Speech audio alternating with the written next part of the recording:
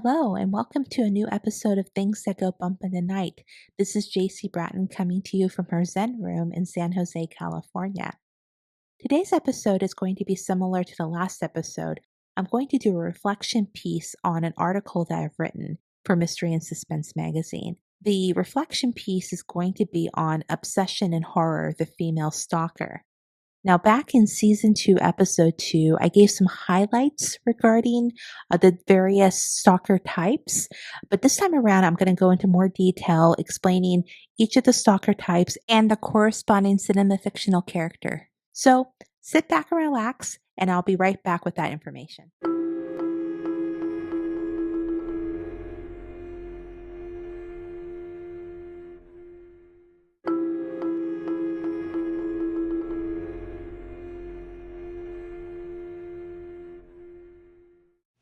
God, don't look at me that way, Dave. I just don't know what to say to you. I'm sorry I mistrusted you. I should have known you'd never do anything to spoil it. To spoil what? What we have between us. We don't have a goddamn thing between us. Now, how many ways am I gonna have to say this to you? I don't care how many ways you say it. It's not true. I'm gonna have to do to convince you. It's not true. Oh, it's not. What are you doing? Get dressed to drive you home, that's what. Oh, why are you playing these games? Why are you pretending you don't love me? I don't even believe I'm hearing this.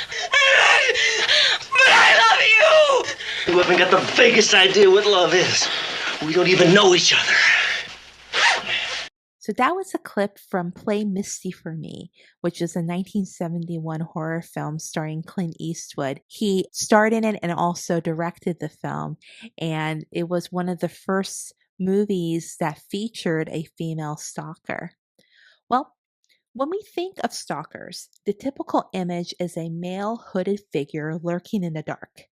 We think of fictional characters like Michael Myers in the Halloween series, or real-life creepers such as John Hinckley Jr., who attempted to assassinate President Ronald Reagan to gain the attention of actress Jodie Foster. But believe it or not, when it comes to stalking, women are identified as perpetrators in 12 to 13% of cases. A study for the Journal of the American Academy of Psychiatry and the Law in 2003 classified female stalkers into 4 distinct groups, actively represented in horror, literature, and film. Group number 1, the rejected stalker. I just want to be a part of your life. Oh, this is the way you do it, huh? Showing up at my apartment? What am I supposed to do? You won't answer my calls. You change your number. I mean, I'm not going to be ignored, Dan. Labeled as the most common stalker type, the rejected stalker's behavior is brought about by the termination of a relationship, most commonly by a romantic partner, but also with estranged mothers, broken friendships, or strained work relationships. The rejection is perceived as an insult, resulting in emotional wounds and the seeking of vindication. Harassment by telephone is the most common with these stalkers. Alex Forrest in Fatal Attraction from 1987 is the perfect example of a rejected stalker. Glenn Close played that character brilliantly. In the movie, Dan Gallagher, played by Michael Douglas, is a happily married lawyer whose work leads him to meet Alex Forrest, an editor of a publishing company. While his wife and daughter are out of town for the weekend, Dan has an affair with Alex. Although it was initially understood by both as just a fling, Alex just cannot let go. She starts calling Dan at his office, then at his home. Not one to be ignored, Alex later befriends Dan's wife and his child. Oh, and she also leaves a special present for Dan's wife in the kitchen.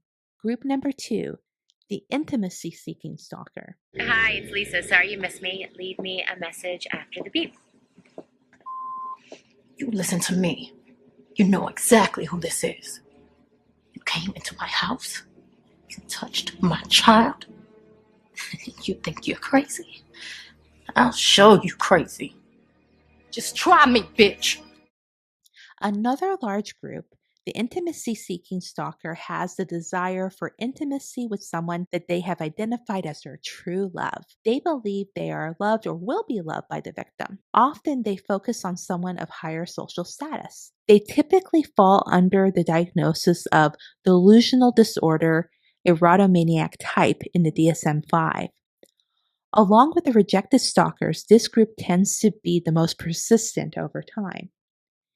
In the 2009 thriller Obsessed, Derek Charles, played by Idris Elba, works for a Los Angeles finance company and is married to Sharon, played by Beyonce Knowles, and has an infant son.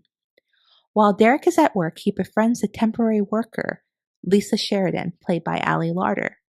Mistaking his friendliness for flirting, Lisa tries to seduce Derek.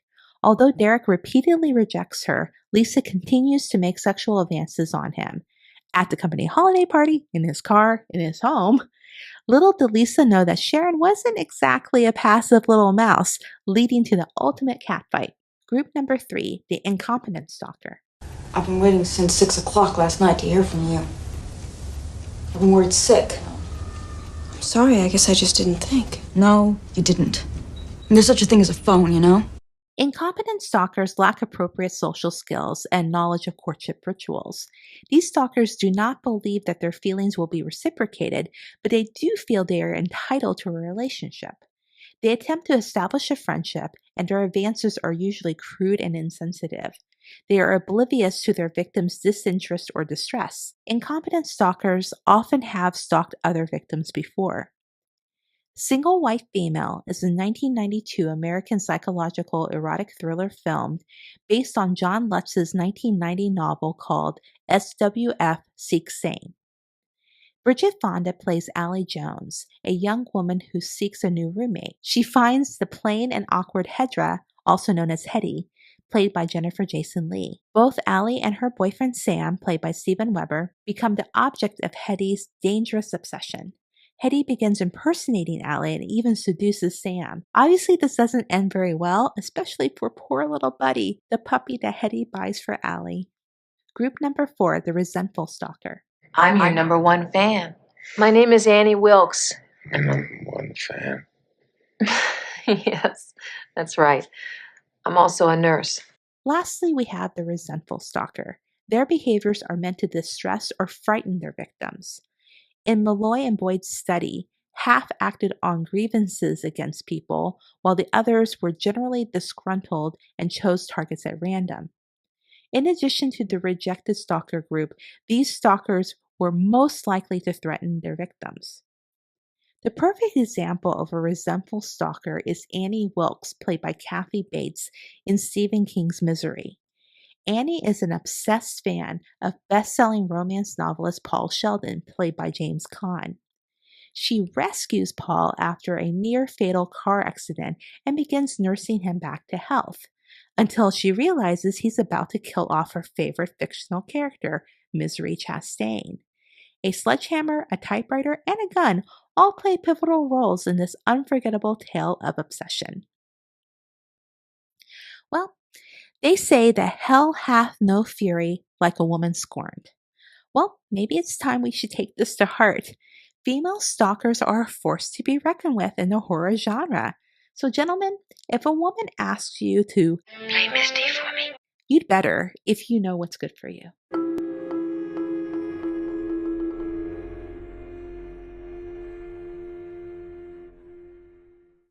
So thank you very much for listening to this episode. I'll be back again with another episode soon. Thank you.